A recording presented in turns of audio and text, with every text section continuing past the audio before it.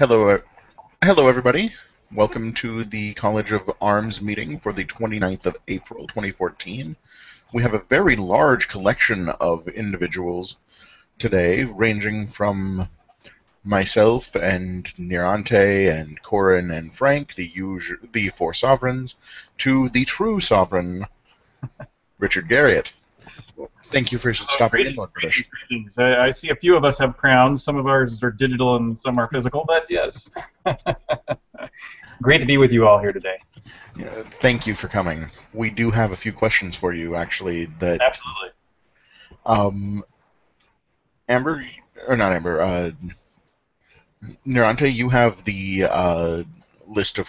You don't have the list of questions for Richard. I asked y'all this morning what we had to ask for Richard, and nobody said anything. I have no idea. I never got the email on that. I did not see that email. It's the same email that you said you already got, and you were looking at.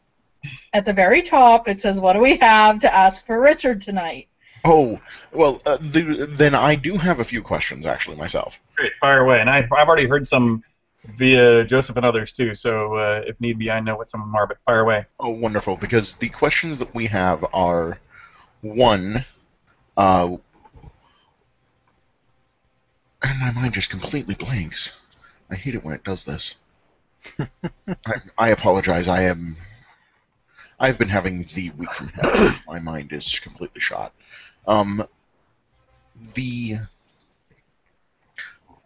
When can we expect to get a full list of cities? When? Yes, excellent question. And there's a document that Tracy and I have been working on that we plan on taking 3 weeks to finish out this town document, and that was 5 weeks ago. And when we started into this 3-week project, and we're about halfway through it.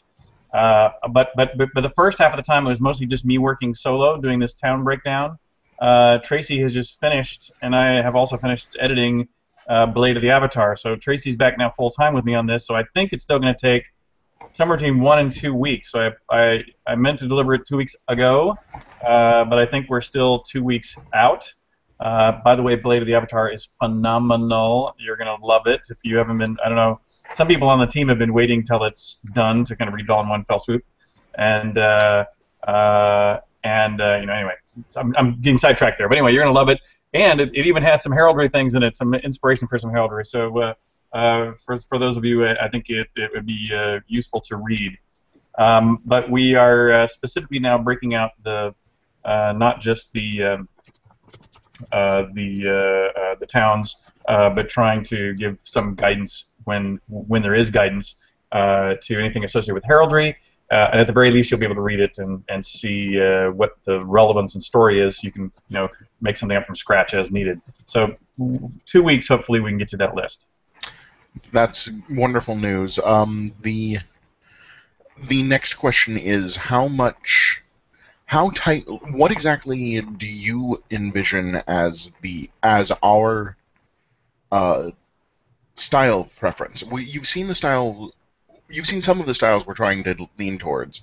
Yeah. By the way, I think you guys are doing right on. I mean, there's the only thing I can imagine that would be needed to be given occasionally for guidance, but I think it'll just be a back and forth process. I mean, it's hypothetical. I even think there was one when you did the kind of fish yin yang piece, which is beautiful. But I think when we thought about where and exactly to implement it, we may have moved it from one place to another slightly in the game story to make it sing what we thought was the intent and align it properly with the story. But those are the kind of things they're gonna come up because A, the story's evolving, B, we of course will know it better than you, which actually brings up something I could have said on the first round there too a little bit, which is this story, the city-by-city story breakout that we're doing, has sections in it. The first section is notes to artists and creators, and these would be the notes that would be the most useful to you, too, is kind of the look and feel of this city. Section 2 is for the sound envelope, and both music and sound effects that might be special and needed for this city. And then the third section is each NPC called out by name and even the keywords and responses they have to major clue threads. That's the document. And so in theory, I could expose you to the whole document, but that also means whoever gets exposed to the whole document will then see the plot, if you follow my meaning. So you'd have to decide how much you really want to know, whether I should redact that, which is pretty easy for us to do, but there might be design-wise useful information in some of that we would redact. So you may want to sacrifice someone's innocence to the story to let them see the unredacted story. I believe that the four sovereigns were already planning to do that if you were willing to let us. Fine by me. It's just beware what you read, because it'll give away things, and it'll be giving away things that might change, and you won't see the true implementation of the game. So I think it'll still be fun for you, and because it's broken out NPC by NPC, to actually follow the story, you'd have to start on the first map and follow all the threading the way that it threads throughout the world, and so you could not purposely, you could not spoil it for yourself just by, keeping blinders on purpose. I hate to do this. I have to step away for 1 second. There's someone knocking on my door for some reason. Yeah, I don't know about the other three, but I'm pretty used to actually seeing the back end of stories in games that I'm playing. So. Very good. Well, I'm happy to let you all in to see it. Obviously, we'll want to make sure you don't share it widely, but obviously, as bearers of a royal warrant, I have full faith and confidence in everything you all do. So, that probably sounds. First of all, that's the easiest for me, is just to give you full access, because it's all. Then you're just looking at the same master document that I'm looking at, and that way, any edits we make will be live. You'll see the same edits happen live, and it's a Google Doc, so it's easy to share. I think the guys are wanting me to screen share to show off some of the devices we've been registering for people. Excellent. So I've got that pulled up. And they show a variety of styles, some more modern than others, and we really don't have a great grasp on what you think is acceptable. Well, let's look through some, and I'll make color commentary as we file through them, and and that even came up. That's actually something that I could kind of speak to broadly too. Is I understand I've not, I can't follow every thread on every forum, but I often get word when things become debatable in any sort of way, and I know at least I've heard about some debates about people trying to insert more unique charges, or more, basically just have ad hoc addition capability to charges. And as you guys know, we have to keep at least some lid on it. But I actually think that the technological direction we've chosen is going to help immensely. So I don't personally have a great fear of how many charges we have yet. But players do need to understand that there is a limit, and that you guys are the ones who are charged with kind of helping to be the gatekeepers. Although, for good politics, hopefully when you guys get people lobbying you to add in a bunch of random charges that may be either too similar to ones you already have, or you interpret as too modern, or inappropriate for whatever reason, or we're just close to the limit of how many we can pick up, that Chris may give you some more technical pushback on, just do that with as much political kindness as possible. Just because we want to keep everybody as happy as possible and make sure everybody feels as included as possible. Yeah, that's a great question. I just put this in the side chat, but since you brought up Chris Spears, Corin and Grant, the guys making our generators, and I'd like to sit in. We'd like to date with Chris Spears to give us a technical rundown. Yes. That's great. And as I'm looking now at Narante's screen, so I've pulled it up personally. It's not the one that I think is on the broadcast head. But I've clicked on it to bring it up on my screen, and as I look across these, I see nothing that strikes me as out of line. I think these are actually all beautiful. The only thing I have a question about, it's not a critique, it's a question, is I see one there with the helm over top and the flowing ribbons. How is that one done? That would be just the shield part is what we would register. Okay. And so he made that in a generator that's not ours, an offsite generator. I see. And so, are most of the rest of these things generated in the generator, or capable of being generated in the generator at least? This style, this shape with the shine on it, Yep. the backgrounds have been made in the generator, and then we've stuck the devices on top of it if we didn't already have it. Now there are a couple of charges here that we have been wondering back and forth about whether or not they fit the proper style. The ones that are coming to mind are the black. I'm looking at the same chart you are. This one? Yes, that one. The one that is 2 to the left of it, as well. The black one with the gold. I can't, off the top of my head and at this resolution, let me make my screen a little bigger. I can't tell what that is in the middle of it. I can pull it up. It's supposed to be an orchid, a wild orchid. Yeah, I can see it now. I have no problem with that. I mean, heraldically, how would you describe that? That's the problem. We wouldn't be a wild orchid. Other than a wild orchid. And even then, my problem with it is that it's not recognizable, and I think that Richard's reaction is illustrative of that. Yeah, I can't exactly. tell what it is. I was thinking it needs to be a little more geometrically stylized. What about then the issue of line art? Because the line art ones, that gives us the definition we're looking for, but we can't let it be so detailed that it becomes an issue both technically but also heraldically. Yeah, and also if you think about that orchid one again, if we dwell on that one for a moment, when you guys select charges and somebody's looking for a charge which is an orchid, tell me if I'm speaking the truth both in historical analysis as well as practical for the game. The nice thing about a simple charge is that you could just say a wild orchid, and each herald who would draw that up on their own, having heard the description, will draw a fairly simple wild orchid just because they have to do what simple thing is in their mind, and it will be a little different from herald to herald, but a lion rampant is a lion rampant, and the execution might have some variation, but it's a simplified rampant lion, and so I also would agree that if your pushback on this one was, hey, wild orchid is great, but can we think of a simpler form that not only would you like, but therefore the wild orchid now becomes a charge that others can use too, because it should be. Almost anything you pick up, you're going to want to make sure that it could be used again in other arms. That's one thing that we've been trying to drive home, is that for people who do give us unique charges, that those charges are going to be available to everyone else who wants a similar charge. And exactly right. For the most part. Yeah. Now there are a couple of other ones in here that have been giving me trouble. If we can go up one line. Give me a name. You know who these people are. The Bear Tavern.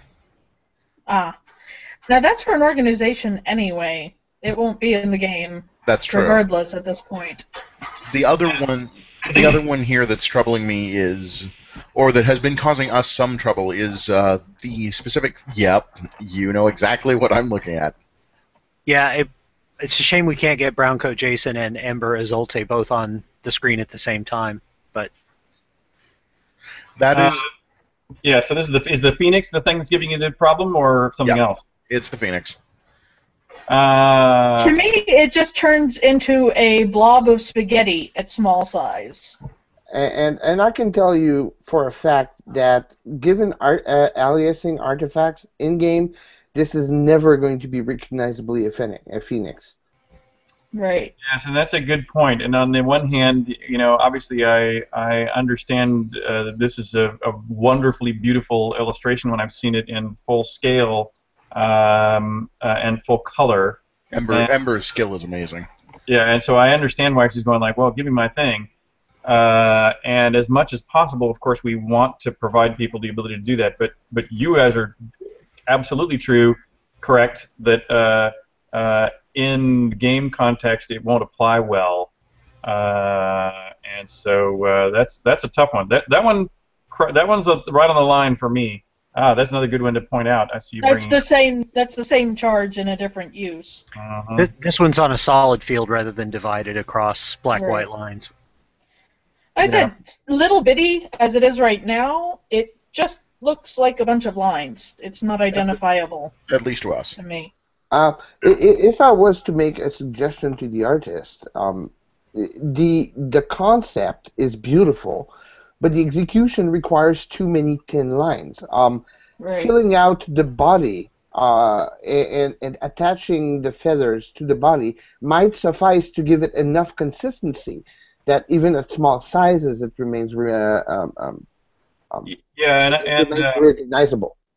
Yeah. Yeah, and what's interesting is I'm trying to think of a rationale by which people can have some stronger than democratic voice in what charges get picked up, and to some degree the people that we've given out the Order of New Britannian Empires to, which includes Ember, are people for whom we particularly want to get their unique charges in if they have such.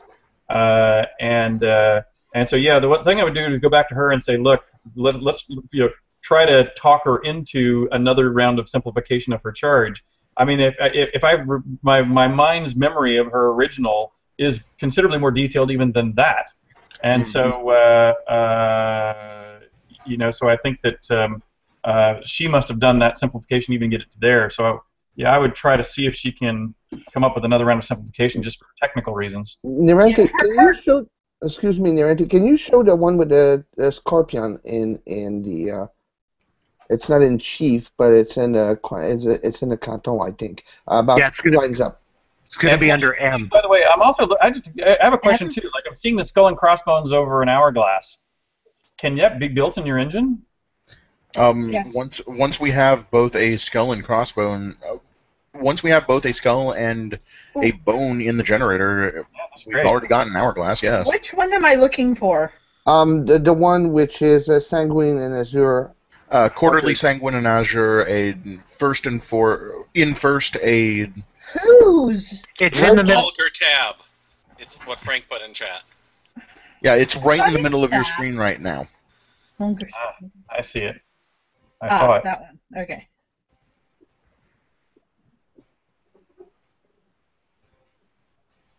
Hello. Pull up. Now, the reason why I asked to see this one in large size is I think this is an excellent example of exactly the right amount of detail. That scorpion right there has large, bold surfaces, and pretty much everything is attached to everything else. And that makes it recognizable. Even scrolling and in small size, I could immediately see it was a scorpion. Now, obviously, it does reduce the amount of artistic liberty, but I'm pretty sure that that phoenix can be made to be as solid as that scorpion while retaining its flavor. I agree, and I agree that's the right goal. We did get 2 really good phoenixes. So we do have standard phoenix charges. I In see one addition there to- on the left for Milong Peacemaker. Mekong Peacemaker, where? Has a phoenix on it. That's second row down, second over. Yeah. That's yes. another one that we had actually said it's not really a great format. The ones we had have not been put on charges yet, or on devices yet. Yeah, it's under Phoenix Displayed, I believe. Yep. These So are we the have, these are the collections of a lot of charges that we've been looking at. I said we have this one, and then also this one. Let's see, that's gorgeous. Yeah, this is the one Thunderbird and did the artwork under my thumb.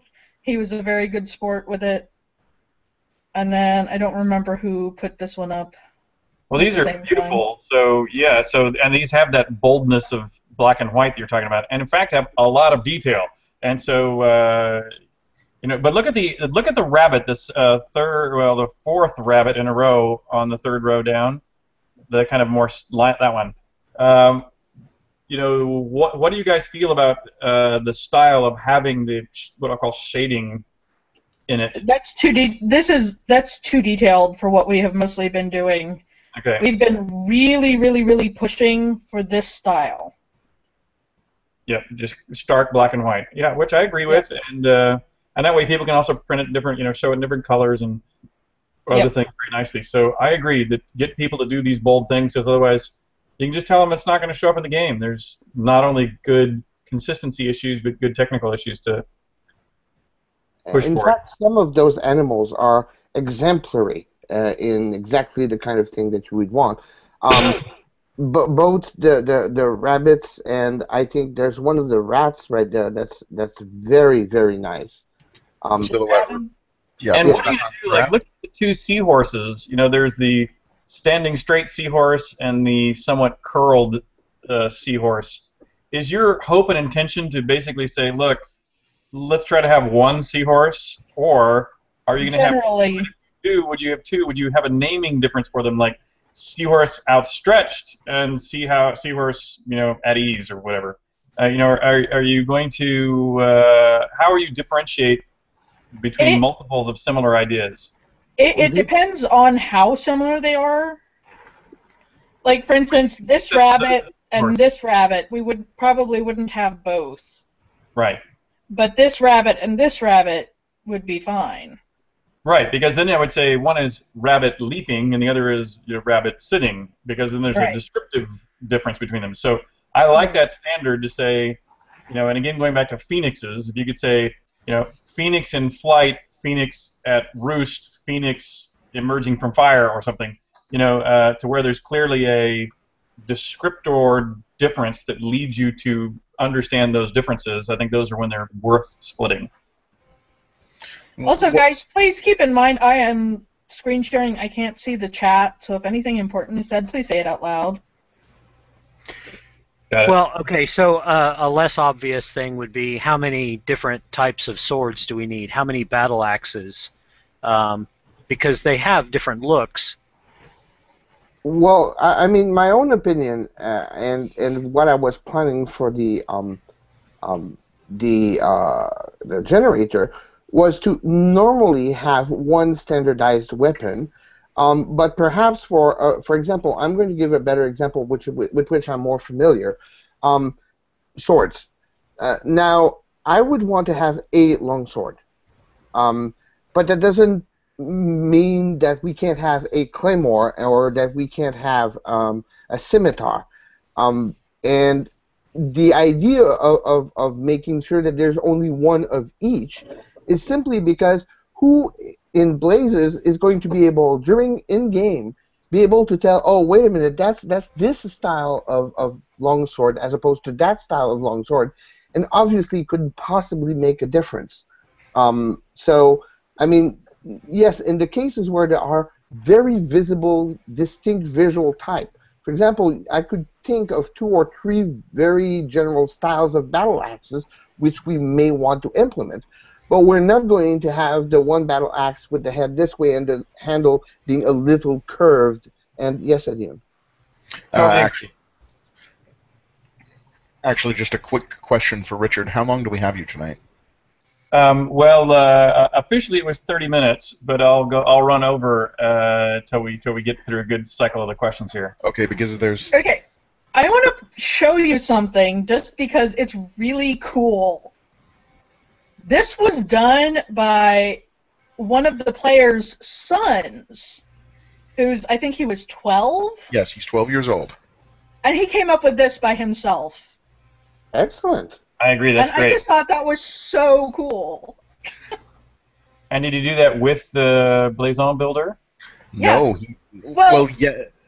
His dad sat down with him and read our rules to him and showed him the gallery and the page of charges, and this is what he came up with. Great. And I thought that was so awesome. So yep, I agree. The 3 questions that I'm still outstanding on. One that we keep getting is, are there going to be ways for people who did not get arms who did not qualify for arms as a founder level uh, Immortal Adventurer or higher to get arms in game? I assume the answer to that question is yes, eventually, but it's going to be a process in the sense of first we're going to leave it in with the group that got in for the original reason. Virtual collector, I misspeak. Just to make sure it works, just to make sure we can handle the load, just to make sure that everything, all of our standards are properly set. So, and including how much data we're setting aside for it, etc. Once we have it in and working, and we're confident we have headroom, then there's very good odds, and so I would assume yes. It's not a don't lawyer me, bro. It's not a promise, but at least my thinking is that sure we should make a path to peerage, to receiving an award of arms, so that you can get the rights to have your arms registered in the game. So I believe there will be a future path, but it hasn't. We haven't even thought about it, much less designed it. The second question is, will we be registering arms? Will there be arms for guilds? Oh, good question. I assume also, again, yes, but that has also not been designed, and we will need a. It won't just be assumptive. It won't be anything like every guild gets a set of arms, because there'd be too many, and it's too much of a free-for-all, and people could use it to end run the way of getting arms individually. So we'd probably need to say only guilds of a certain amount of size or tenure, or having performed some other, having purchased an actual guild hall in game. In fact, just thinking out loud. Don't lawyer me, but thinking out loud. That might be what it is. That if a guild is big enough and organized enough to raise the in-game gold enough to have a guild hall placed somewhere, then and maintain it, then they probably could have some arms registered as a thinking out loud way to make it happen. And so, by the way, if you guys already want to let people start to go through the process of making them, I have no problem with people starting to set them aside and registering them through you. It's just they should have no expectation of them showing up in game as a guild object at this stage. We have no technology planned for that at the moment, although it's not a far step away from what we're doing originally. Well, a nice thing too is it also helps build that sense of community. They can use it on the forums and things like that. So exactly. And so that's why if you want to let them do it now, I have no problem with setting aside arms as their guilds. The thing you want to make sure you don't let people trap you into is making up millions and millions and millions of guilds of me, myself, and I, and that's 3 guilds. There's the me guild, myself guild, and the I guild, and people could just swamp you with pointless registration work. So find a way to push back. I was going to say, which is why as the wizard required to complete this minor miracle, I am going to suggest that that for the time being, we're not going to register guilds arms, at least until we can get the individual arms out from under us, which will probably be at least a couple of months, just because we are a bit swamped. I would say the large, really recognizable guilds that have already formed, like the Bear Tavern, those can go ahead and get their reservation. I was about to say we can make a judgment call. I mean, if it's an established group with a strong community presence, there's no reason not to, and that still allows them to reserve their arms so that nobody swoops in later and grabs them. Right, and I'm fine with that too. The ones that hit my list are people like Pax Lair, which is really a town more than a guild, but the Syndicate, for example, which does have a lot of iconography already for their guild. Mm-hmm. The Poets Guild, the Poets Circle. Exactly. So registering those, the big ones, the obvious ones, I think is fine to do informally, but I don't think you should start the formal process of registering guilds. I mean, I'm fine not to. I think it's safer. Speaking of, actually, before Adian goes to his last question, I do have one for you, Richard. Right now, I think we've got an ambiguity about names. People are registering arms under names they expect they will take. But the thing is that even my own name, Corin, for example, I have absolutely no guarantee that nobody's going to swoop in and grab that name by the time the game goes live. That's a very good point. I think you need to make sure that you get either somebody's account name, or we'll have to ask. We'll have to ask Chris Spears what the reliable name to keep with those registrations are that make sure you can tie it back to the user. Maybe their username. I don't know. We'll have to ask Chris, but that's excellent catch because you're right. With all first name, last name issue where only the pairing has to be unique, and we have even shared last names. There's some chance that we'll run into a reason to. Not only would you might not get it to begin with, but we might have to change the exact rules of how that works just to fit it all in the game properly. So I think you'll need to keep the username somehow associated with these registrations. Which that answers one of the questions that we hadn't yet asked. Thank you. The last question that I have is, we are not planning to do full achievements of ARMS yet, but define that. What do you mean? Such as The stuff. all of the stuff around the ARMS. Actually, I can screen share a achievement of ARMS that Ronan was building as a trial for Holt. For Holt Ironfeld, the one of the Knights of the Order of New Britannia, and the screen share. Where is screen share? Oh, there we are. Don't hurt yourself there. There we are.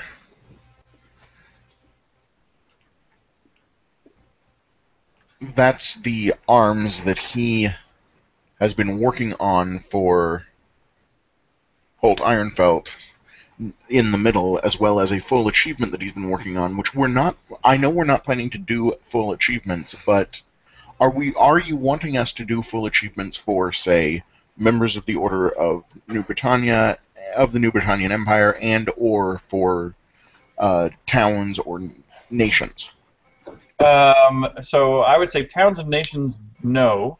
Only because I'm not sure if and when we would actually put them to direct use in the game. I mean, we could put them on tapestries and things that would show up in the towns, but I think that just the simple coat of arms is going to be enough, because that already will be infrequently used enough that we'll want that original tapestry to show up enough places to let you remember it. Boy, it would be very kind and generous of you all to do them for the recipients of the ONBEs. And there should be few enough of them where it shouldn't be overwhelming. I imagine between now and the end of the year, we might double or triple the number we currently have. So there might be 30. I think we have somewhere close to 10-ish at the moment. So that would be great, but I don't think you should take it on as an obligation. I think you should take it on as a kindness for those who share an interest and come to you and see it happening, and or that you choose to offer it to because you have other interactions with them. So don't take it as a necessary obligation, but I think it'd be wonderful. Is that an Apple II behind you? That is not only an Apple II. That is an Apple II that is actually playing the original Akalabeth live. Ooh, cool. Yeah. And in fact, that's the so original version. I didn't realize that the versions you can play online that are on Apple II emulators, those are the California Pacific published versions. This is my original version I wrote before publishing it, when I self-published it in the Ziploc bags, and I didn't even remember there was a difference. But there's a couple of small differences. One is this one was written by Richard Garriott and Chamanos Le-Basile. The other one was written by Lord British and Richard Garriott. And as well as the published version has a difficulty level 1 through 10 because it was way too frickin' hard on this one. It's almost impossible to survive on the one behind me. So Lord British isn't immortal. Yeah, no, not here. Let's see, was there another question queued up there too? Well, I do have last one if Adian doesn't have one. I don't. Um, I'm tapped. it goes back again to kind of naming. Basically, the question is, who gets arms? Do character get arms, or do account get arms? Important difference. I mean, right now there is one character per one account, so both would be the same. That being said, there is discussion going on back at the office about is there a time where we will have multiple characters in one account? And let me give you my bias towards one character, one account. I feel strongly about your soul, your earth-based spirit is what is going over to New Britannia. And even if you remanifest as a great hero or gender bend or whatever it is you do when you manifest in New Britannia, it is still you, this person from Earth's spirit, essence, soul, whatever you want to call it as, that is responsible for the behavior of that character in New Britannia. And because otherwise, I don't think if you have like a good character and an evil character, well, then you're really playing both sides of the fence, and that's, I think, cheating. And so that's why just for fiction reasons, I'm a one character, one account guy. What about people who, like me, who re-roll characters sometimes? Thank you. I was just going to ask him that. There's and it's another thing for like people that re-roll them because they cause problems and suddenly they just want to hide who they are and they want to re-roll themselves again. Is they going to have the same devices? Well, no, that would be fine. So it could be fine. So the thing we're discussing, and again, this is not a mandate or even plan at this stage, it's just a pushback I'm getting from some other areas of the team, is to allow there to at least exist a secondary character on the same account. If that were to be true, at least my current bias is that that's still, your family member, twin, sibling, whatever else, would still inherit the same arms. But I do understand what you're saying, which is you want to have an alt, and if that alt is truly different, then you'd rather them have a different coat of arms. Haven't thought about it. Hadn't crossed my mind until just now. Is something I'll have to take under consideration with the team. And if you'll pardon me, my wife is trying to say something to me right beside me. Pardon me while I mute for a moment.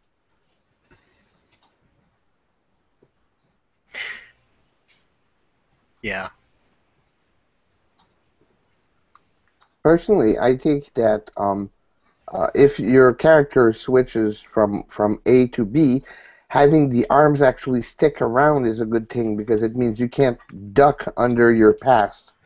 Exactly, and that's my intention as well, as I don't want you to duck your history. We had a lot of problems on UO with people running alts where they would win someone's confidence with one of their alts, convince them to do something that they had already determined would be hazardous to that other person, but convince them that they were their friend, and then switch to an alt, out in the woods, which you could do in theory with your friend who has a whole different account. You could still play that same game. It just makes it one step a little more removed.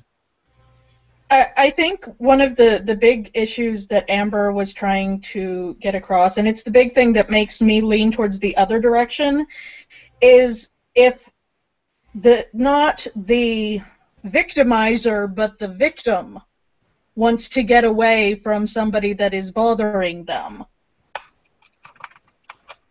True, I can see that. I can see that angle also. It's just, we're debating this right now. I don't have any answers for you. It is something we're debating. You're giving me new data, by all means. But I am at least you're talking to the right person. I'm the stick in the mud in the team who is still on this one human, one character match, and then I have a rationalization also. It's which is that every character you pick up means that we have to now keep a whole separate set of belongings and other data about that character and status flags, etc.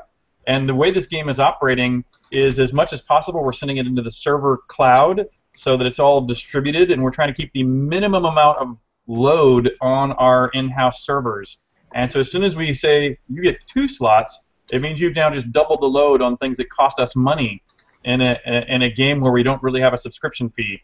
And so there's the additional pressure there of, if you have n different character accounts, then that's costly to us. So I want to give you more data. Very good. So if I play the game, this is what I think people will do. If I play the game and I am a non-virtuous person and I don't like the way the game is treating me, what I ought to do is start behaving in a virtuous manner, and the game will learn that I am now a virtuous person. But what I think will happen is people will delete their non-virtuous character and start over in a virtuous manner. And in that case, do they keep the same coat of arms, or do they get forced to become a new person? I don't think they are forced to become a new person. I think that a coat of arms is tied to their account. Hypothetically, if people want to change their coat of arms, we can give them the ability to reset their character and their coat of arms. I don't think it is mandated that their coat of arms gets changed if they reset their character.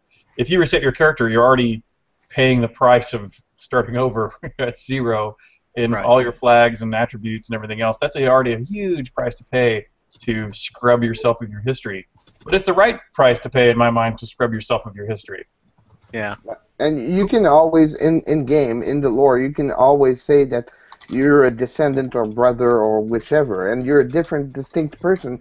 You just happen to be related to the previous one. Right. So, all right. Well, do we have one other round of questions or so? Because my wife is pointing out that we do have another appointment. Strangely, tonight ended up being the night of multiple appointments, as you can tell. I'm done. Amber, did you have something you were wanting to say? Actually, I did only before, but Lord British actually, thank you very much, answered it. All so right. I don't have a question anymore. Anybody else? No, thanks very much for dropping in. Oh, I of had course. one very, very quick one. Sure. We had talked about the possibility of civic ensigns, which is like basically a symbol that I am from this town. For instance, the owl's head device, you would have like just the owl head would be the ensign for that. Would those be things that would be usable, obtainable in game for players? Darn good question. I don't remember talking about it, but if I did, I may not. No, we talked about it, and we were bringing it up with you for your thoughts. Okay. Well, so it depends on what it goes on. I mean, if we think of making an object like a sash or a cloak or a visual item that is separate from your shield, then that would be doable. I mean, we have those red sash bandits in the game right now that all wear. Maybe they're not even currently wearing red sashes, but they can and should be wearing red sashes. We could do something similar and make some kind of clothing article that implies that. And as long as we kept those to a standard enough piece of clothing, a tabard, a cloak, or something, then we can easily technically do it, as long as it fits that paradigm of what is it physically. And if it's something physically that we can apply one of your wonderful blazons on, then sure, we can do that. One last question did just come up. Amber brought it up. Yeah, may I? A lot of people in the game, like we're role players, we want to get married. We have our own coat of arms. Excuse me. We want to impale them together. Is this going to be a possibility? Are we going to be able to put our two coats of arms on the same one? And so, can you describe to me exactly what that is? Like, for example, I used to in Ultima, I used just the silver snake on a black background. My wife's family crest was the red cross on the blue and gold background. I've merged those for our coat of arms. But give me an example of what that means. Impalement is. Look here. Okay. Yep. Yeah, like that. Well, I think that originally it would have been the tree is one arm and the lion is one arm. They got married and turned it into a single device. I think that is I would love to support that. We just have to figure out how. Like, for example, if those arms individually had any divisions or border treatments, would those have carried through, or? Yes. The border would have terminated at the center line. Everything else would continue as though you had taken the entire arms and put it in half of the arms. Well, so the way I would say it is, if you guys can figure out a way to technically support it, we can probably figure out a way to, when people define themselves as family or married, that it that we turn on the flag that says this is the impalement. Turn that on for these two people. That seems Wonderful. if that's doable. We definitely want to support marriage. We're actually, one of the artists right now is working on wedding, period men and women wedding gowns is in the works really right now back home. So wonderful. Family, kindred, marriage, parties, guilds, supporting them, that social bonding is something we want to do as heavily as we can. That's actually something I had heard. Now we're all wondering how we get you or Darkstar to actually marry us all. Oh, by the way, I think it's a great idea. So, and I'm sure both Darkstar and I would love to do it, and maybe even that's something we can ordain people in the game to do. Maybe we can say any ONBE, for example, might have the legitimate right to form a marriage or something. We'll figure it out. But I like that. Great Does idea. this mean, like my forum thread from April Fools, that we'll have the mini game of divorce in the game then too? It might, yeah. A couple could duel for belongings, all the Exactly. other. Dueling for belonging is perfect. I volunteer to officiate divorces. Okay, well, let me sign off then, if I may. Sorry for Not a problem. you guys today, but invite me back in. Thank you so much for joining us. Of course, pleasure. Thanks, Richard. And Richard, we would love to have you drop in like once a month if that would be doable. And just to ping me directly or Joseph, and we'll try to make it happy. If we can just do it on a regular rhythm, or if there's one cycle that's better or worse, we'll figure it out. Absolutely. Every other week or once a month would be wonderful for us. Once a month would be perfect for me too. So. Okay. Then the last thing that we have to say is, don't forget to set us a date with Chris. Yes, exactly. Date with Chris. I believe Frank has already sent out the email. Excellent. Talk to you later, Richard. Thank you. Bye. And that opens up the slot for Trenick. Trenick, come join us. We have had answers. Yay. Those are good answers, and I like, Corin, your thoughts on the simplifying but still allowing some detail. That helps clarify it even a little bit more for me, because I keep trying to remove more and more of that detail, and sometimes going a little bit too far and simplistic. Trenick made it in. Wonderful. Okay, Trenick. I don't think... Sorry. Oh, go ahead. Andrew, one of my talking points in the agenda is going to deal with that too. Talk about fimbration and the detailed cutouts. I've got that on Okay, the good. agenda. I have examples pulled up. Big We're good to reason go on why that. I pushed off the rest of my work stuff and other stuff, because that's big for me. Okay. Frank, were you trying to say something?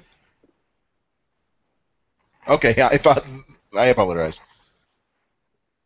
Amber, not Amber, Nirante, you were speaking. Krennic has found and sold me on this amazing organization tool for us, and Lazy, he sold it to me in 3 minutes. He has a wonderful video, and his camera isn't working. Oh, you're not the only one that's sold on it. I looked at it, and within the first it's few fabulous. minutes, I'm in love with it completely. Yeah. Amber and I are both set up on it already. Oh, yeah. Good to go as long as it gets officially voted. I think it will be, because it fills all the holes that we had and a bunch of ones that we didn't know we had. It will literally make life so much easier for all of us, regardless of what level we're at. Kind of week I've had. Anything that'll make life feel better is good. So we'll wait for... Hopefully he can get back in. But this gives Corin time to get back from what I presume is the washroom. But anyway, he has a lovely little 7-minute video that shows it all off perfectly, and like I said, I was sold halfway through. So that is his presentation if he can get back in here. Let's see. Anything I can get? Okay, quickly, while we're waiting on him to get back, this one shouldn't take long. The device submission process that I read out last time, I have it posted on the pro boards. Let's please, please, please start trying to actually use it. It will make life easier to get this organized. A lot of the other stuff I have on here is actually covered in that. So anyone that hasn't read it, please do so, and let's start using it. There's another piece of data that we can take care of here because we have all 4 sovereigns. Ah, yes. Corin, it occurred to myself and to Frank and to Nirante all independently that it would, given the intense amount of work he does, the intense amount of help he provides, and the fact that it would mean that we would have 5 sovereigns and thus not be able to hang ourselves, as in come up with a hung vote, that we would like to promote Ronan to sovereign, but it would require a vote for all 4 of us. I see only one obstacle. We're running out of furs. We're running out of furs. So I take it that's a yes? It is a yes. Congratulations, Ronan. Welcome, Sovereign Ronan. So that Is was Ronan actually here? that was Jordan's phone and not a fanfare. Yes, but it was perfectly timed. Welcome back, Sovereign Ronan. Yes, welcome back, Ronan, King of Arms. So you have to pick a fur.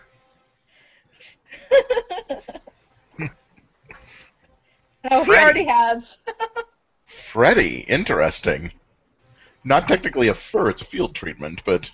No, it needs to be a fur. Yes, it needs to be a fur. Wait. Dracony is... no, we already have a Dracony. But we do not have a Dracony we Phoenix. got. Serpenty. We do not have Serpenti, we do not have Phoenixy.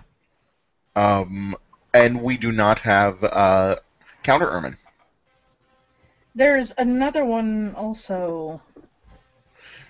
No. Please, Ronan, take Counter Ermine, because then if we ever come in physical God. contact, we'll annihilate the universe. Oh, Lord. I don't think it works that way. And don't tell him that he's enjoying himself. He decided. Oh no, he took it. Congratulations, Counter Ermine, King of Arms. Black and blue Counter Ermine.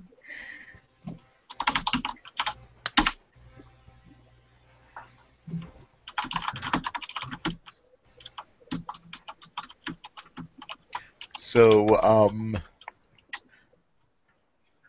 yeah, so Trenek, you are here, thankfully. You have a presentation?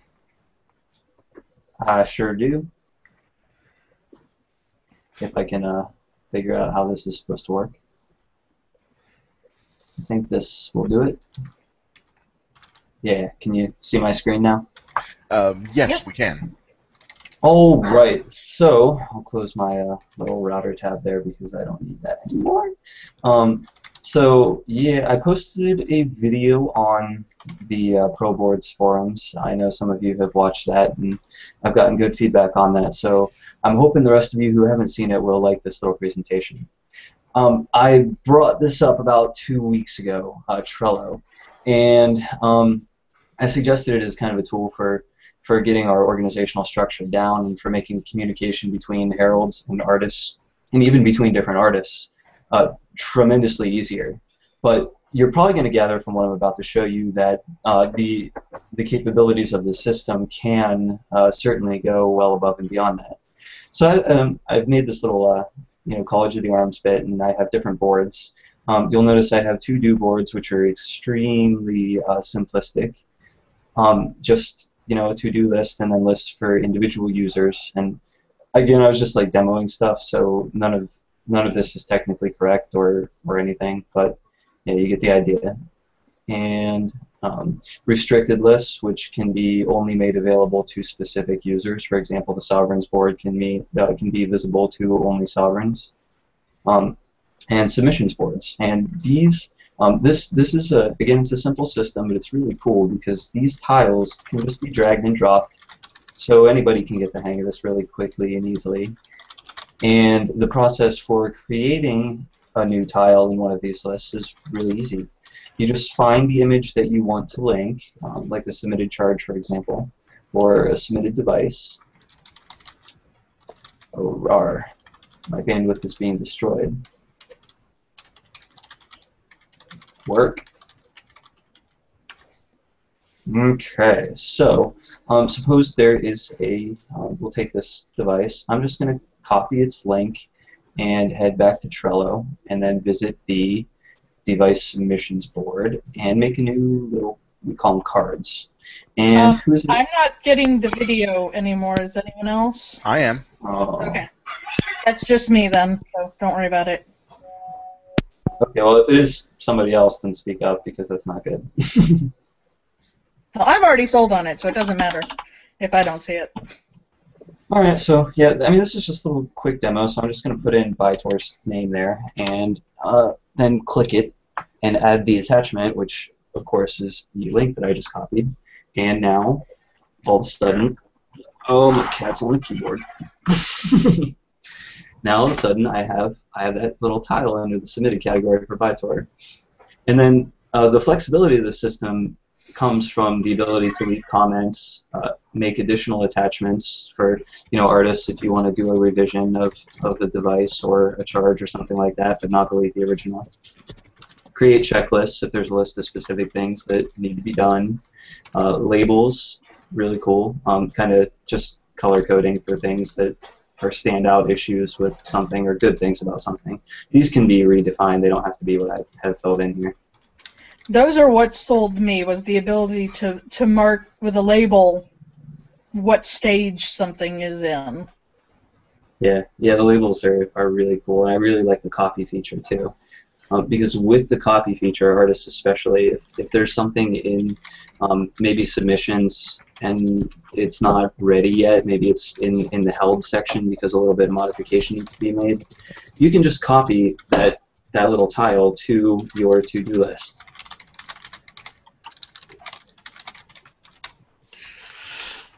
And that'll take with it any of the comments or the labels or anything like that that were attached to it.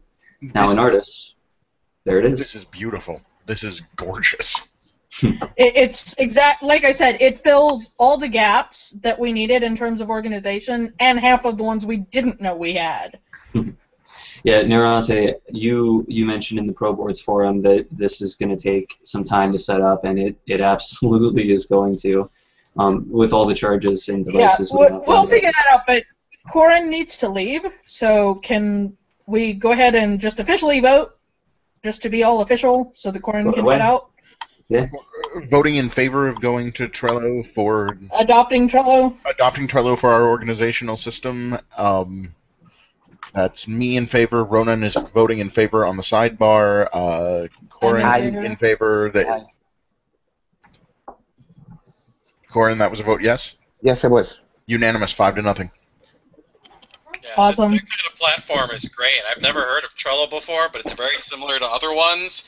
And in the large companies that I've worked in, that kind of platform saves so much time. It'll take a while to set up, which I figure I will delegate to Trenick, and Bajan was saying he would help out with that, under Ronan and Amber and Frank to oversee it. No, that's a great find, man. Gold star for that, easily. Yeah, that's really excellent and very well presented. Nice. Trenick, that is, yes, thank you so much. This is going to make things so much easier. And to be honest, the next time I'm talking with Holt, I'm going to suggest it for... I'm going to push it over. In fact, I might ask you if you would be willing to do a similar presentation for Holt for some of the issues that the Poet Circle could use this for. Yeah, absolutely. Yeah, just send the video link. Yeah. Yeah. So, what else is on our agenda? Okay, now we get to start on the 5-mile-long agenda. Oh, Lord. Okay. We got the vote for Ronan. Frank, did you want to talk about participation? I'll just touch on it. I've been watching the forums. Today's a good example. Someone posted a request at 10:30 a.m. and no one answered it. No one from the college answered it until 6 p.m. And I've seen a lot of slowdown. We have 20 some odd volunteers, but there's only the same 4 or 5 people jumping into the forums, and that's thinning out. Very hard for me to just sit there and not chime in on these threads because I see them sitting for hours without a response. So anyway, that's all I want to say. Welcome back, Paz. Yeah, basically, Thanks. whenever possible, folks that are in the college need to check at least the subforum on Shroud of the Avatar, and preferably also the Pro Boards forum at least once a day. You know, if 20 people are checking it once a day, that's an average of once an hour, you know. Yeah, emergencies come up, people take vacations, but announce when such a thing happens, unless it is literally an emergency, like you get hit by a car or something. Well, yeah, I don't mean you must check in every day, but just, you know, once or twice a day at least, try and check the forums when you can. You know, don't come and check in once every 2 weeks. Yeah, I'm Okay. sorry. We now have a huge chunk of discussion that needs to happen on colors. Yes, the color commentary. Yes, we never really solidified our color rules, and we need to get that solidified. Let me see if I can sort this into any kind of order. Sable. We decided it was a neutral. It was not a color or a metal. It's okay on both. However, after that, we split the colors into 2 so that we have a light version and a dark version of each one. We have Jewels and we have Sanguine, we have Vert, we have Iridian. Do we want to make it so that Sable is legal on all of them or only the lighter ones? Because there really is a contrast issue with the darker ones. I am in favor of making it so that it is legitimate only with the lighter side of the 2. There is one arms that I would grandfather is in as a specific exemption, and that is Fire Lotuses. Yes. Well, yes. Okay, I'm not sure. Well, Purpure is the brighter lighter shade. one. That's Yeah. true. Purple is the brighter shade, so never mind. So, yeah, it's no problem. There are tons that are Sanguine and Sable, so yeah, there are going to be many that we're going to have to say, sorry, this has to be the brighter shade. Right. But better now than in a year. Yeah, better now than in a year when there's when Sable and Sanguine is the color combination of half the arms in New Britannia, as opposed to a quarter of the arms of New Britannia as it currently is. Yeah. Okay, so official vote on that. Sable is okay only with the lighter versions. Thunderbird is asking an interesting question. What is the other half of the ash pair? I'm getting to that. That's the next part of this. I'm not sure I want to force a vote right now. I want to play with color combinations and make sure that this is... But my gut feeling is yes. But let's put it off. I will hold it off and put it... until we have the conversation. For a vote for next time.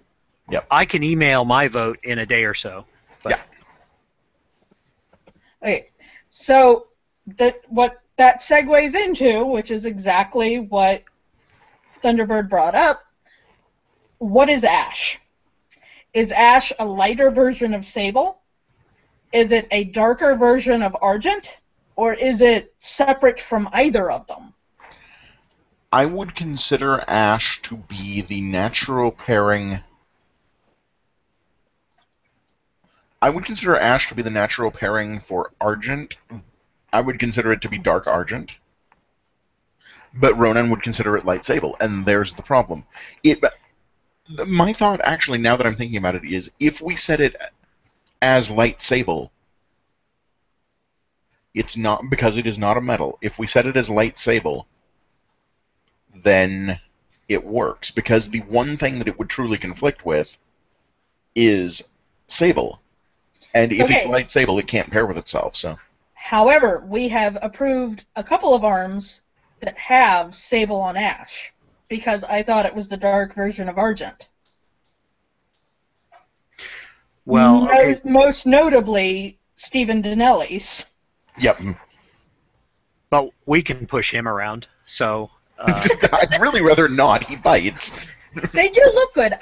The more I have thought about it, the more I think it should be a color by itself. It is neither light sable or dark Argent. It's just a color. Make it a second neutral. Right. Well, no, not a second neutral. It's a color. It's a color with no pairing.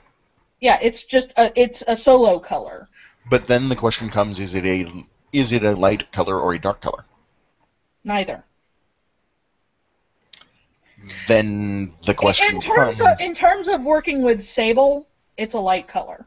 That was the question. So it can be paired with both Argent and sable. Yeah, that makes sense. Yes. Consider it a light side color. The contrast is good with both of them.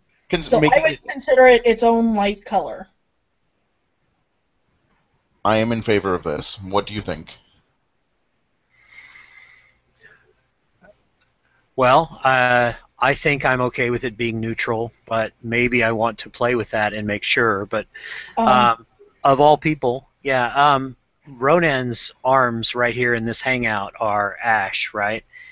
Well, those actually are the older version. He's gone to using an Argent Soyuz, but yeah, but that color that I'm looking at, is that 50-50 gray? Is that ash?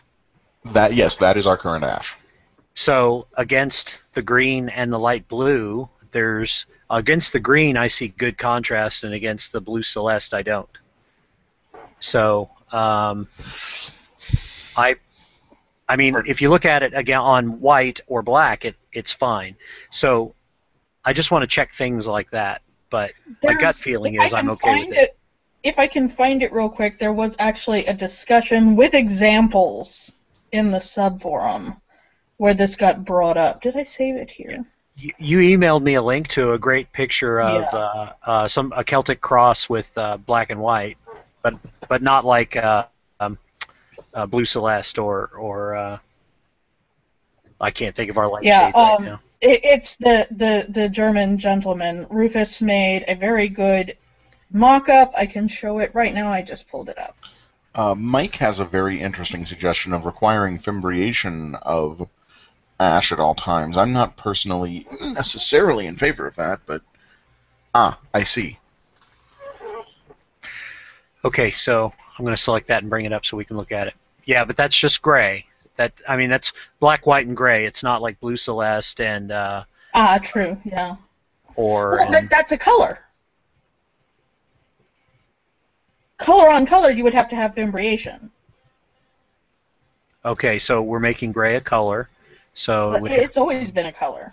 Yeah, so, but if we call it that's the thing. If we determine that it is light, if we determine that it's a color in and of itself, whenever it's on another color, it does require fimbriation. Right. Okay. This is really the only thing that we're asking for clarification for. Are both of these acceptable? I think they are. I agree that they are. So yeah. So ash is neither light sable nor dark Argent. It is its own color, and it's considered a light color so that it works with sable. So we would fimbriate if we used it on another color. Right. Yeah. Okay. Yes. Can I quit screen sharing, please? Thank you. Okay. So.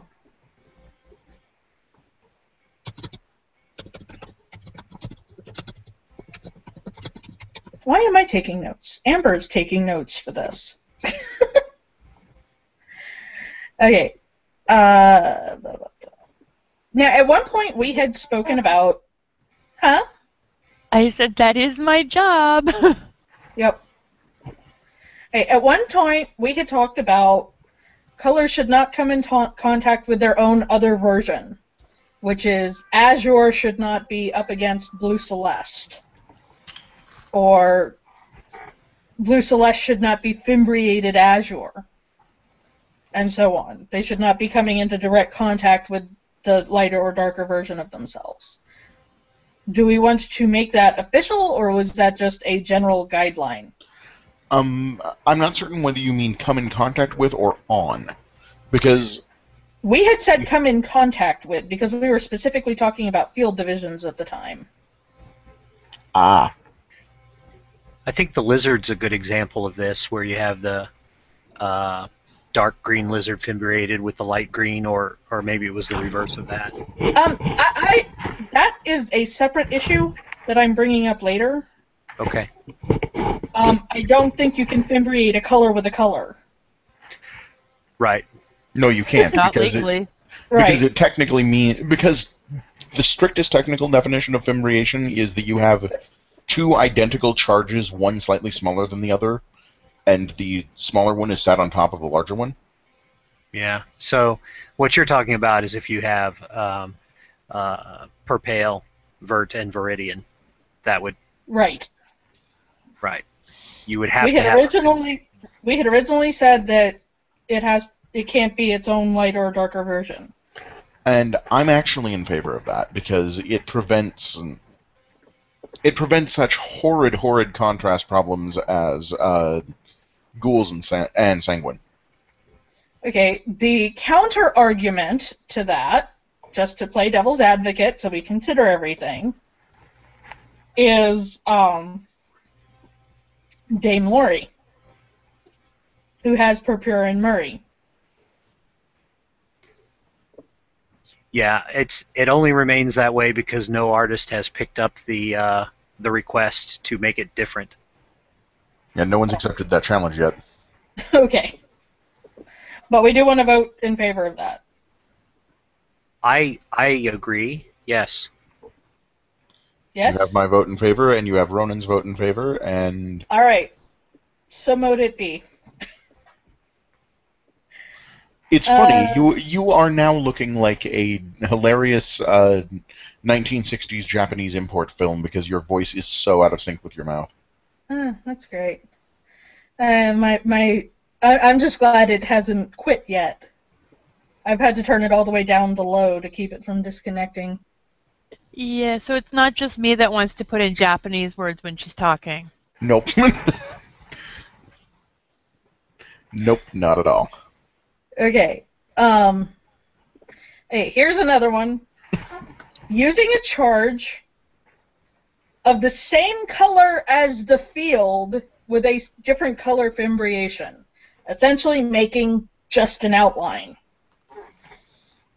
To me, that's line heraldry and shouldn't be there, but we need it official.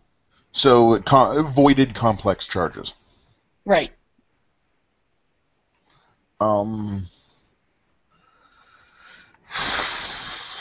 I honestly, I don't think voided should be legal at all. I do. I very much do. No. I was trying to make too. I couldn't hear what Grant said. Neither.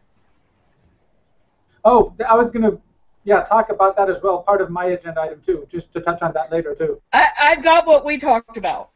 I'm getting there. I have a long list of color stuff. Okay, void. I shot down a void on one of our subforum requests, but is there a particular device that you have in mind that demonstrates why it's bad? No. Well, that very same one that you're talking about with the waves. Yeah. To me, because of the limitations of the game and so forth, anything that is just an outline is way too easy for it to disappear. Yeah, I'm not a fan of voiding. Given this application, I don't think we should have voiding. Ronan threw out Sargon's device. It has a black bat on black, sable on sable, but it's fimbriated argent. That's probably the one that I thought that made me think of bringing this up. Yeah, that's effectively a void. Yeah. And yeah. My thought like I said, fimbriating on the same color is just a cheater way of getting to voided. My thought is complex charges should not be voided. Very simple ones probably can. A mullet, delves. I would consider them separate charges. I would disallow voided and have like ring as in addition to roundel. An amulet in addition to a roundel, perhaps some sort of voided mullet and voided delph in addition to the regular ones. Right. But have those as separate charges because they are simple enough to be identifiable. There is someone who has voided hand and maybe chalice on his arms. I'll have to bring that up. Is it Orion Snake? I am looking. Yes. And see, those are totally unidentifiable small to me. I'm not seeing it. Where are we looking? Yeah, under O. In the maybe I can do a Here. screen share. I've got it. Oh, okay. This one. I'm just seeing Jenny. I'm seeing the Google logo. No, I've got it. Okay, cool. All right. Yes, I'm seeing that. So, not a fan of that. I like I said, they're totally unidentifiable to me at that size, and they're going to be even smaller in game. She has a very, very good point there. Like I said, that would be, in your face in the game. To be that size, even. So, well, yeah, right. Okay, so if we were voting on whether we're going to ban voiding, I would vote in favor of banning voiding. As would I. You've convinced As would I. So, no voiding. Well, that's No voiding. That's 4 against voiding, none in favor of voiding. Yep. Okay, so the Voiding next question, before Grant has a heart attack trying to bring it up, is the cut lines when dealing with fimbriation. Because we are using a slightly different style than traditional heraldry, we have these cut lines. And the way people have been, I'm going to screen share because I made these lovely little examples of this. And The because way I'm not people- certain what you mean by cut line. Where you make the details by cutting out so that you see the field from underneath it. Ah, Okay, that's how we've been doing details in our block charges. yes it is. It's gorgeous and elegant and it's lovely. But it leads to this particular question. People have been fimbriating them like this. Oh no. That's terrible. Someone shoot whoever did that, please. Okay, no, I made this one specifically because it has good, clean Okay, cut we're lines, gonna just so shoot you you can now. see it. It's an example. Yes, do not shoot I'll do the it. Shoot the sovereign. Shoot the sovereign. Do not shoot the messenger. We're all freaking messengers here. That's what herald means. I'm going to mute you all. Let me finish. Okay, so people have been just outlining. What should be happening is the cut lines will also get fimbriated so that it will look like this. Much better. Yes, this is how it's supposed to be fimbriated. Because they are cutouts, they should be considered outside lines because you see the field through them. Mm-hmm. So they should also be fimbriated. However, what this means, in effect, what happens is you have a separate shadow underneath that is solid. That is the technically easiest way to do that in terms of the generator. However, what's really going on is this. You're just fimbriating on... It should come back up in a second, hopefully. Nope, we've lost everything. You're down to... I can see it. It's purple, or and argent, and then there's an ankh, sanguine, fimbriated sable. Right. But it's back. actually Okay, it's actually fimbriated on the inside. It's just when it's cut lines, they're so small that the fimbriation fills it up. Mm-hmm. If there was a large one, such as in the case of the Ankh, it would actually be open on the inside. So that is not so much a question as an explanation. Yeah. Because... I'm sorry, go Yes? ahead. What Me? does Grant want to happen here? Can I talk? Can I? Yes. Absolutely. This is all about you, ultimately. Okay, let me screen share. Oh, come on.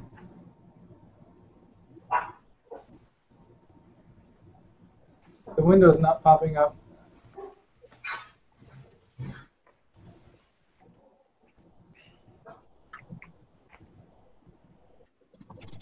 What the hell? I had everything prepared and now it's not working. Welcome to Google Hangouts.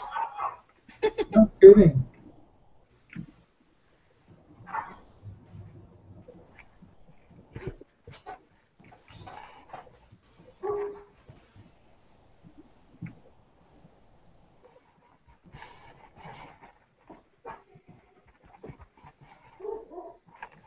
When you guys click the screen share, does it pop up for you? Yeah. When we what? Do you get the pop-up window When I we do. What? when you click on screen share? Yes. Let me relog real quick. Okay. Who has a link to his generator? To which generator? Grant's Grant. generator. 1 second, I have it.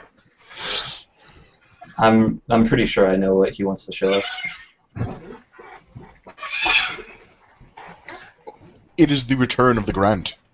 There we go.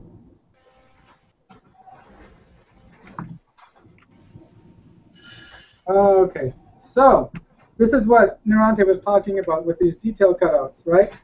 Mm-hmm. Everybody can see the fish, and you can see the white outline of the gills going into the body. Yep. And like we said, that becomes a problem with the underlying objects. So just like she said, what we have to do is create a second path right behind it. Now there are two ways of doing this. One is scaling the path behind it. And I'm not sure if I have a scale here that I can use to show that. So, oops, that was the wrong one.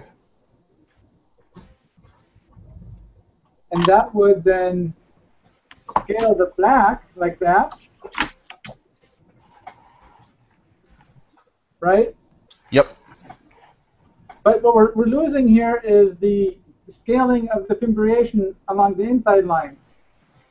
So what I wanted to ask was if we could fimbriate using the shadow path or the second path behind it that has the complete outline of or the complete silhouette of the object, and then we could do it like that.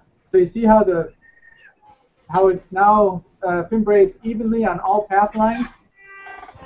So you're saying you want to fimbriate using stroke on the outside of the Yes, path? exactly, but on the underlying path and the object path. Oh, I like that. Yeah, that's the way I always envisioned it was supposed to be done Yeah. anyways. Visually, what I'm seeing here is exactly what I'm thinking of. Technically, that whooshing sound you're hearing is all of this technical speech going right over my head. Okay, so if you see But like that. then it's good. If it's fimbriated, it should be like that. Not necessarily with the lines quite that thick, but very close. Well, Right, yeah. you can adjust it, sure, of course, to make it look proportional. Well, guys, this brings to mind an interesting question. I don't know if we have an example of this or not, but what if a person has a device with a charge with cutouts like that fish, and they want the secondary color of the charge to be different from the color of the fimbriation? Then that's possible. What we would do is add a third shadow underneath, like I did with the skulls. Let me open the skulls real quick. Hang on. Wait, I'm not understanding the question. Yeah, You'll see when he gives you the example. One person. Here, I'll bring up an example here. So here we have a two-color charge, a red skull with yellow eyes and nose. But we have it fimbriated black. Right. And so go ahead, Trenik, you were going to ask on this. Yes. If we're applying strokes to the edges of one of the compound paths, then that can work. But Grant, do you have a plan for figuring out the technical aspect of how to actually do that in a consistent and dependable way? Sure. Let me go back to the fish, and I can actually do it right here.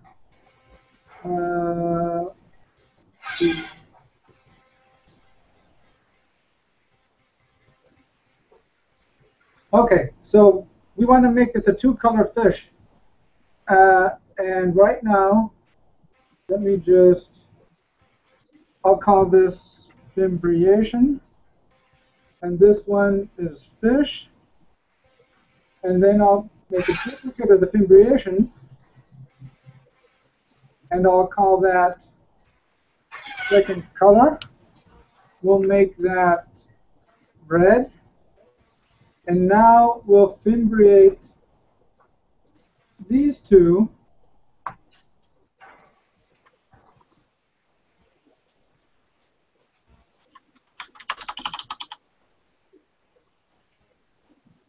Yep. Yep, I think that's good. But now you see the gill is showing through. 1 second. Oh, because it wasn't applying it evenly. Hang on.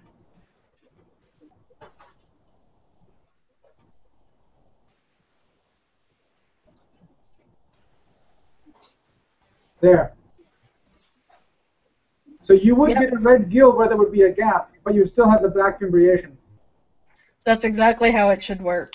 Yep. And all that requires is a second underlying path with a secondary color, and that works for all charges with cutouts. Should we just automatically create all charges with a duplicate second path in prep for this to make it easier? I wouldn't see why not. I mean, that'd be a question for if you want to do that generally. Can we take the Ultra Tech chat to another venue? Yeah, this is going way... The exacting details of how to make the SVGs really don't need to be in these hangouts. Isn't this more of a policy issue if we want to allow all charges with cutouts to become dual-color charges? I think part of the idea here is that they should be.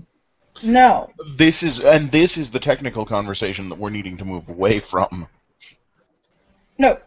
It should not... The standard is that you can see the field underneath it.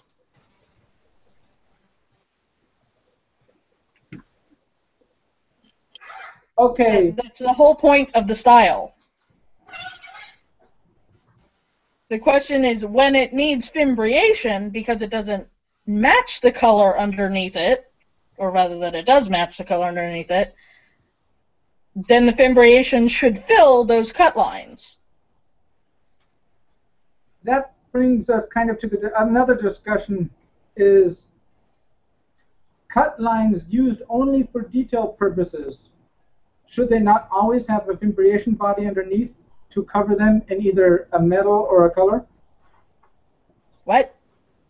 I'm having a real hard time hearing. I'm sorry. Any object with cut lines that are used only for detailing, they should always be fimbriated. No. Yeah.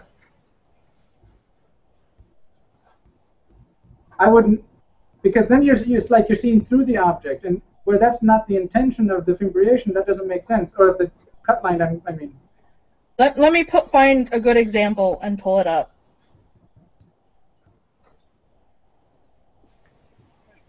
Grant, I understand what you're saying, and I agree. It won't be all charges, but there are some where the only purpose of that cutout is a detail that the fimbriation...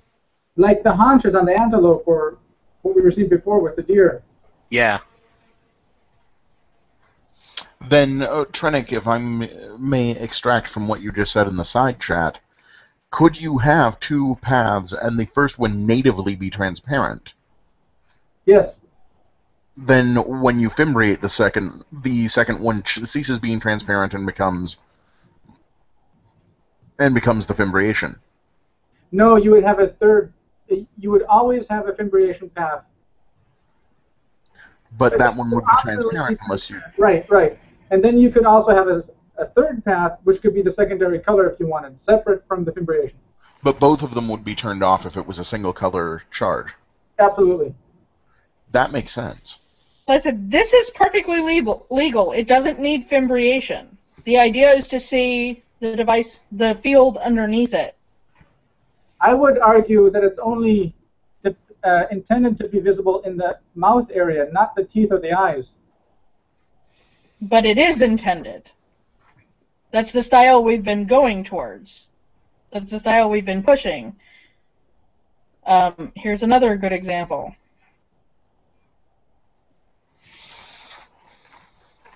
It's supposed to go through to the field underneath. But what if you have a division in there or sun rays? Like the tree on that oak tree with the sun rays on it. That's terrible. This is how it's supposed to look.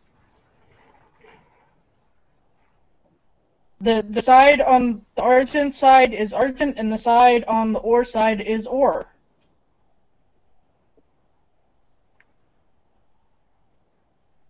Okay. If that's how we're going, that's how we're going. I just didn't expect that. Right. It's only when there's a conflict that you then fimbriate it. Then all charges have to have the fimbriation paths no matter what.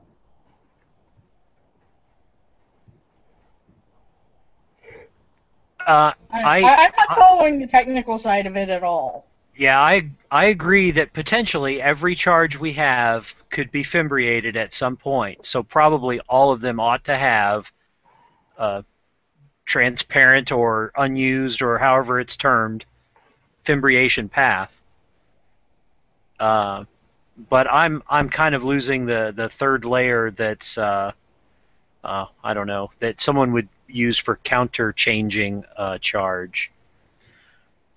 But that would only come into play with the like with the skull and the eyes, if you wanted to make a separate color for the insets.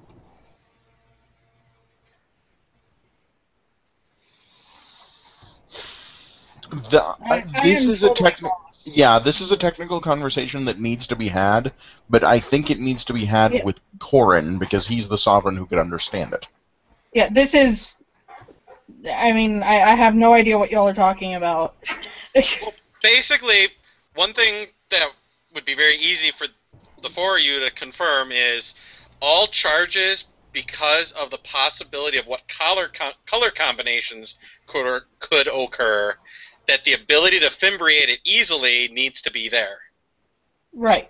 It needs to be able to be fimbriated in case they want a metal on a metal or a color on a color. Mm-hmm. Okay, that clarifies everything then. Yeah, that's the important part. The whole dual color thing, like with the skull, that's a separate thing completely. Right. Two color charges should be few and far between, and they should be very specific charges. Yeah. Mm-hmm. But just that answer alone clears up all the technical questions already, just in the rest Fabulous. of Yes, thank you so much. That's perfect. So we can go on now? We can Does go that on. answer what we need? Oh, that helps a lot. That helps me out a lot too. I know it helps out Grant. Okay. I'm saying, does that get you guys what you needed? Yes, as far as this topic goes, absolutely. Thank you. Okay. Fabulous. Okay, one thing, this shouldn't take long to discuss, but we had originally said if it is a real-world conflict with civil arms, we agreed that we'd only worry about well-known arms, such as those of royalties or countries. Or major cities like London or Chicago, etc. Okay, what if it gets pointed out? If someone gets called out, then the solution that is used in the SCA, and which is one that I would go for myself, is if it appears in the offline, if the arms appear in the, no, not if the arms appear, but if the thing that is being called out against has an entry in the offline Encyclopedia Britannica, then it's well known enough to protect. If it doesn't, then it's not. Do you have an Encyclopedia Britannica handy? Yes, I do. Okay. Because we have one that is, I think, like 1 point of difference from a civic arms in Germany, I think. The three fish, are you talking about? Yes, the three Yeah, fish. it's identical to one city and one step away from another city. What city is it? I I have to pull up the thread. It's Lubeck, isn't it? I'd have to pull up the thread. Hold on. I already know my decision on this. I do not care if it's some minor city in France. I do not care. If someone from that city contacts us and says, "Hey, that's our civic arms. You can't use it," then we'll do something about it. That's pretty much how I feel about it. Yeah. I'm in favor of that one.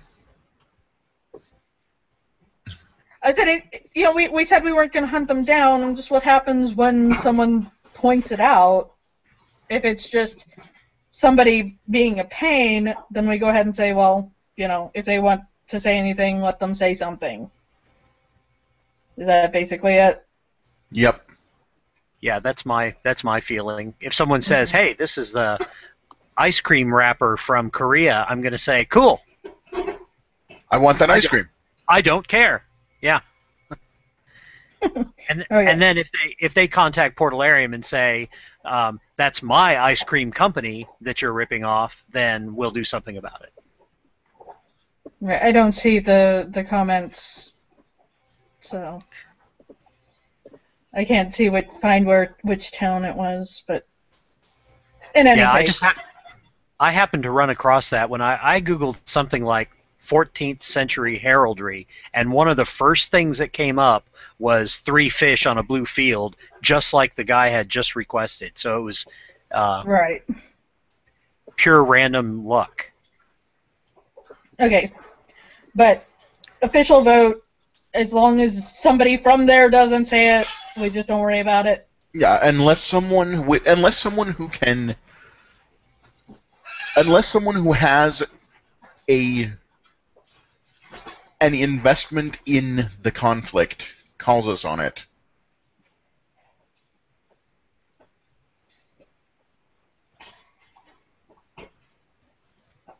His eyes are still moving, so I know his brain is active. Unless there's someone with a valid investment in the conflict calls us on it, then we're not going to protect it unless it is blatantly obvious. And by blatantly obvious, I mean the flags of current United Nations members, the arms of sovereign nations and sovereign heads of state. Yeah. Okay, that is a clear line that we can draw. So that's what we needed. You have this tendency to ramble in ifs and ands and buts, but sovereigns and sovereign nations is a good line we can draw. Okay, I am good with that. Now, the moment that someone tries to pass the state of Maryland, we will slap them down. Maybe we should say states as well, but sovereign nations and states. Okay. So. Okay. Well, first-tier subnational entities of any sort, states, provinces, etc. Stop. Yeah. I'm not going any further than states. Yes. There are many words used for the same concept. We're going for the concept. Yeah, states, provinces, etc. Right. One thing that we've all been bad about. I've been bad about it. Frank's been bad about it. Ronan's been bad about it. Thunderbird's been bad about it. Everybody is guilty of this that's been active on the forums. We really need to stop jumping on each other's work. Yes, we do. It's supposed to be one college member working on a device. Once someone has started working with them, you can offer suggestions, but don't step in and start doing the whole submission. Say, well, maybe try moving this over here. That might look better. That's different. But in terms of, well, here I did a mock-up for you, and what about a different charge, and so forth, it should be one person handling it. Yeah, we'll find a better way. I'm sorry, Thunderbird. I didn't mean to malign you. You just happened to be the first person in the lineup that I saw. But everyone has been bad about it in general. And I think, okay, so if I see someone is helping, and they say, I just don't have a way of drawing a chevron, so I put this arch. And I'm sitting there during my lunch hour, and I'm like, I can do that, and it will take 2 minutes. So it's very hard for me to. I consider that a request for help. If they say, I can't do so-and-so, I consider that a request for help, at which point anyone can step in and offer that help for what they asked for. That's fine. Requests for help are fine. Suggestions are fine. Artistic suggestions are fine. But we really need to start... take over the whole job. Exactly. Exactly. I know several people have given up on a charge, and there are charge devices just kind of sitting there with nothing going on because the person working with them got discouraged because everybody and their brother was doing the whole thing for them. And so nobody ever finished because everyone was just offering one step, and no one was the person actually handling it had gotten discouraged. Well, but the person who stepped in and said, I'll handle this, kind of has assumed the responsibility of going, okay, I've taken these ideas and now it's finished. And rather than just dropping it and walking away, they could say, okay, if you guys are done now, I'm going to wrap this up. And that way there'll be some closure. That wasn't what happened. They didn't say, I'll take over now. They just drew up another suggestion and threw it on the thread. Now, if somebody's having a problem, if they need help and bounce it up the chain, that's different, but it needs to pass from one person to another person. Yeah. Yeah, I agree. But, yeah, I just won't. People don't ask for help. They throw out bad ideas and wrong information and say, hey, this is good, and then when you want to head that off before they get too far down the road, and then it eventually comes to you with a submission, and you go, well, 3 days ago I saw that this wasn't going to work, but I've waited for it to get submitted so that I could reject it. So what I probably need to do is send a private message saying, yeah, you can't do that. Don't tell them that. You can't do that. I use IRC for that. Yeah, but I cannot use IRC. Right. What specifically brought this up, I was trying to avoid names, but to go ahead and get it out there, it was the guy with the cow, and Amber said, I will work with you, and I think 5 different people threw up alternate arms that they'd mocked up, and Amber just got frustrated and quit. And so it's still sitting there unfinished because nobody actually stepped in and said, well, here, let me take over. They just threw up all these mock charges and completely ran roughshod over Amber. And that needs to not happen. There have been a lot of stuff like that going on. Right. But that one also required someone to make a cow. True. But, like I said, it just definitely, and also along that same line, we need to be clearer when we are taking over a specific device. It's not just go in and make suggestions and go on to the next one. You need to go in and say, hi, I'm so-and-so. I will help you through this process. That lets them know who they should be getting in touch with, and it lets everybody else know somebody has got them in hand. if I can just kind of butt in here a minute, if we're gonna work overall as a team or as a group, or as an organization, then we should be talking to each other in maybe not so public channels. So if you want to help somebody out, then go ahead and offer your help, but don't just steamroll in there and be like, okay, I got this. Right. When someone asks for help, or when you think you can help someone with an arms, PM them. Yeah, PM, use private messages, IRC, instant messaging, whatever. Say, hey, here, do you think this would help with that charge you're working on? Do not do it in the charge. Right. Do not do it in the request thread. Do it in. Exactly. Yeah, post it in Trello. That's the best option. Trello, IRC, private message, whatever. Offering help is different than superseding them. And I agree with Mike there. Everyone should working on an arm should post, or everyone should check Trello before starting work on arms. And yes. Yes. No one say that out loud. No one say that out loud. I'm not. I'm being good. But yes, I agree. On that same kind of note, when you have posted to the forum, to Trello, whatever, do not go and start poking people to come read your post. We all check obsessively to begin with. If we haven't read it in the past 30 seconds, it's probably because we're in the bathroom or went to get lunch or something's going on. Don't poke people about it. We'll see it. If it's been sitting there for more than 12 hours, then you can ask somebody to go look. So.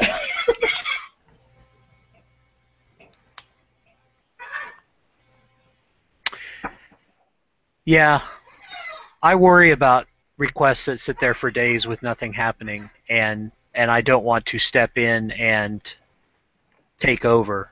So, Frank, if you see one that's sat for 72 hours with no noticeable activity, grab it.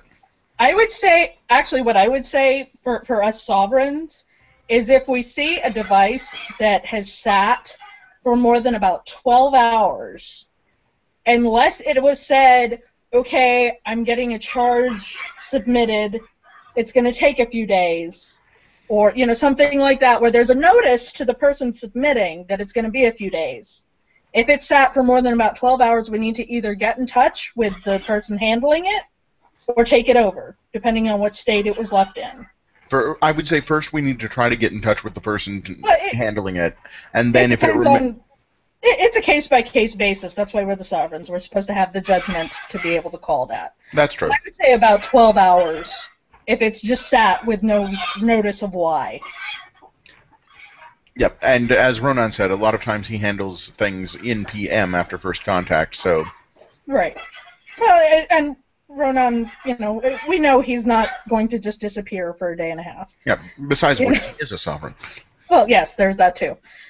But yeah, that's the kind of thing you just check and see what's going on. There was one posted on there that I gave it a bump and said, don't forget about this. It's just don't forget about it. Make sure we all know where we are.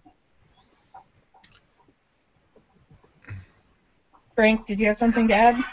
No. Okay. One thing that apparently was not very clear, which is when macers are supposed to check with someone about their work, they should never be showing a device to the public without running it by someone. However, that doesn't mean it needs a full sovereign vote on it. It's just a sanity check.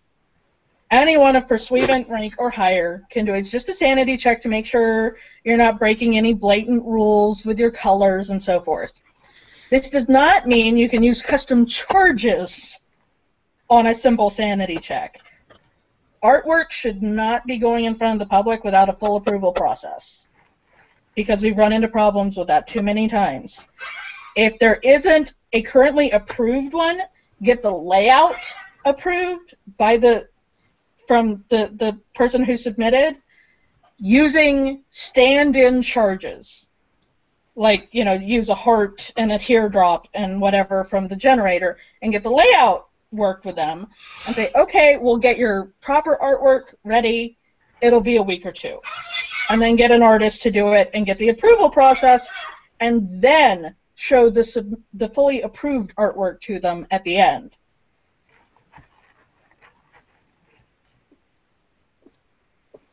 Guys, if possible, don't use the chat unless there's a reason to, because that's really hard to keep up with.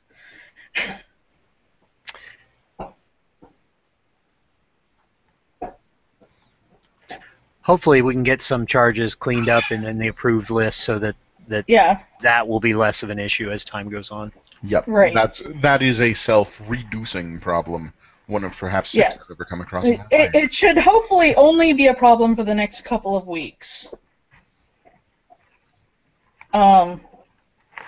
We already addressed, actually, when Richard was here, the whole we only really need one charge of a particular type. Yep. We don't need 15 long swords. We need one good long sword. Right, we need one good one. There can be exceptions for, I drew this particular longsword and I want this particular longsword. Custom charge, that's an exception to that. But generally speaking, for standard usage, we only need one. And it's not necessarily going to be tailor-made to every person's preference.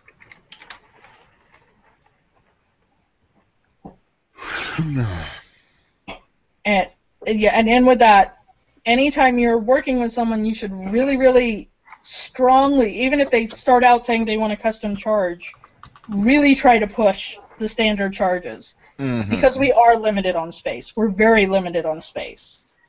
And we do not want to run out. Yeah. We really, really need to be pushing the standards.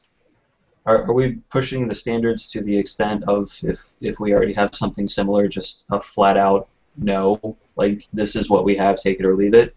Or what degree of malleability do we have there? It's kind of a case-by-case basis. Try and talk them into the standard charges. If that doesn't work, bump it up to a sovereign to have a talk with them, honestly, a herald or a sovereign, to see why they want that particular one. If it's something like, I hand drew this, we'll probably make an exception. If it's just, I like this particular... Huh? But that's not guaranteed. Yeah, it's not guaranteed. I'll throw out just an example. There are a few people who want their dog, their breed of dog, on their arms, and I don't know how many different breeds of dogs we need. We certainly don't need all 278 AKC recognized breeds. If someone has a claymore that they like that's slightly different from the claymore we have, then we could probably talk them into it. But if they've got a Rottweiler, Malamute, they absolutely. There are 10. I think there are 10. I think it is basic body types for dogs. And what we'll probably need to do is say, well, this is the right body type. Here's your dog. We don't have room for every breed. Yep. Yeah. You have the terriers, the retrievers, the coursers with the really thin tummies. I can't remember what the others are, but there's like I think 10 basic profiles of a dog. Yeah, the really fuzzy Spitz Husky type. Yeah, and like was being said earlier, I think if we have, if somebody is trying to press that issue and we have the conversation that, the way that this works in a believable system is that an artist will draw the emblazon based on the verbiage of the blazon, then naturally they're not going to draw your dog, they're going to draw a dog, Yep. Yeah, that's kind of, we haven't really touched on it, and I don't know if it's on the agenda, but... I'm actually basically done with the agenda, so... Okay. The gallery where we had... I was looking up rolls of arms, and I found that a lot of SCA sites just have text there, just the blazon. And I was thinking, wow, if we did just the blazon, people would not be able to point and say, well, that's a German Shepherd or that's a boxer or whatever, you know. That was a bad example, but if we just put the text, then we can just say, hey, you know, we're just guaranteeing that it will be a dog. Chris Spears is going to determine what goes in the game. Yeah. That's probably a bad example. This is the blazon, how it is emblazoned in game. The only downside to that is there's really something to be said for look at the lovely work that the college has been doing. Yeah, you do lose that, but I don't know. So I agree that it would definitely make life easier, but I think that is one hardship that is to our benefit to continue to deal with. It is. My thought is, if what we register, if what we officially finally register is only the blazon, then we have a lot more freedom on how the emblazon gets drawn. But we can and should still make emblazons because, hey, pretty, this is what it looks like, or this is what it is likely to look like. yeah, but people aren't. Yeah, We just need a note at the top of the gallery that says none of these are finalized. But No, people no do not emblazon. read that. That is, we cannot force the hands of everyone in the game to read that. And when they come back to us and say, but, we can point out, it is stated right there, this is how it works, I'm sorry, this is solid set policy.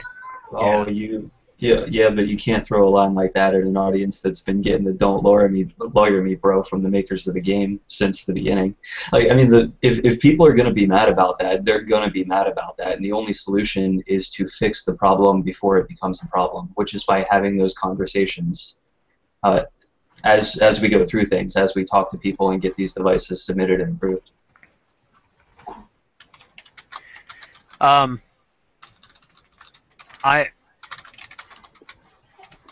Ronan, to answer your question, yeah, just the simple ones, maybe. That's going to be very few that can be put back on the gallery. And that needs to be done off air anyway. Yeah. So, I don't know. I've really been looking, when people contact me and when I read their forum posts, it's plain to me, it's pretty rare for someone to read anything that we wrote. And they even say that they did, but then prove that they didn't. And so... that's a matter of comprehension, which people are poor at these days. Yeah. It's, well, even... Okay, I like this design. What do I have to do now to get it registered? Well, if you read that little short post that I made, it says, you're done. We'll take it from here. But they don't. They don't read it. It's not like our rules of tincture that they have to read and kind of comprehend. It's a simple, 3-step process, and they don't even read that. So, anyway, I probably shouldn't rant while we're recording. And actually, to that end, at this point, is there much more we need to handle on air? I think that's the end of my agenda, at least of the public stuff. There is one rather small thing that I just want to kind of put out there or ask about, which is the role of ARMS in the wiki. This is totally unrelated to anything we've been talking about, but is there a way that we could maybe have a thumbnail to that user's emblazon in the actual, like, the role of ARMS, the list of names? Because before I had access to the submissions folders and the actual Google Drive, it was very difficult to. I could see the emblazon belonging to a particular user, but I could not identify a user by their emblazon. The person you need to talk to about that is Corin, who unfortunately is no longer here. I'm not... Oh, you mean in the Pro Boards forum? No, on the wiki. Here, let me... I'm not understanding what you're asking for at all. We can answer this off the air, though. Yeah, there's no reason to stay on air for this. And if If every sovereign here, including myself, is saying it's time to go off the air, that means it's time to go off the air. Thank you, everybody. This has been the on-air heraldry chat for the 29th of April 2014. And this is your Principal King of Arms signing off. Farewell.